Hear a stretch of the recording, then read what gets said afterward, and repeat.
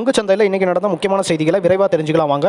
Market இன்னைக்கு ஒரு பெரிய இறக்கத்தில் இருந்து மீண்டு முடியறப்போ ஒரு ஃபிளாட் ரேஞ்சில் முடிவடைஞ்சது. ஸ்வான் எனர்ஜி அப்படிங்கிற ஒரு ஷேர் இப்போ பார்த்துட்டு இருக்கோம். தொடர் இறக்கத்தில் இந்த ஷேர் இருந்துட்டு இருக்காங்க. கடைசி சில நாட்களாக பலதரப்பட்ட பிசினஸ்ல ஈடுபடுறதுக்காக ஒரு கன்சல்டன்ட் கூட இந்த நிறுவனம் டைப் வச்சிருக்காங்க. அது இந்த நிறுவனத்தினுடைய ஷேர்ல ஏதாவது தாக்கத்தை ஏற்படுத்துதா அப்படிங்கிறத நம்ம பொறுத்து இருந்து பார்க்கலாம். விவாண்டா இண்டஸ்ட்ரீஸ் அப்படிங்கிற ஒரு ஷேர் இப்போ பார்த்துட்டு இருக்கோம். இந்த நிறுவனத்தினுடைய Q4 ரிசல்ட் வெளியாகி இருக்கு. இந்த ஷேர் வந்து ஒரு பென்னி ஸ்டாக் அப்படிங்கிறனால இதில் நீங்க எந்த ஒரு முதலீடுகள் செய்யறதா இருந்தாலும் ரொம்பவே கவனமா இருக்கணும். நல்லா அனலைஸ் பண்ணிட்டு உங்களுடைய முடிவுகளை எடுங்க. இந்தியா மார்ட் ஷேர் வந்து இப்போ நம்ம பார்த்துட்டு இருக்கோம். கடைசி ஒரு வருஷத்துல ஒரு ஃபிளாட் ரேஞ்சில் இந்த ஷேர் இருக்காங்க. கடந்த சில மாதங்களா இவங்களுடைய பிசினஸ்ல ஒரு பெரிய வளர்ச்சி இல்லாம இருக்காங்க.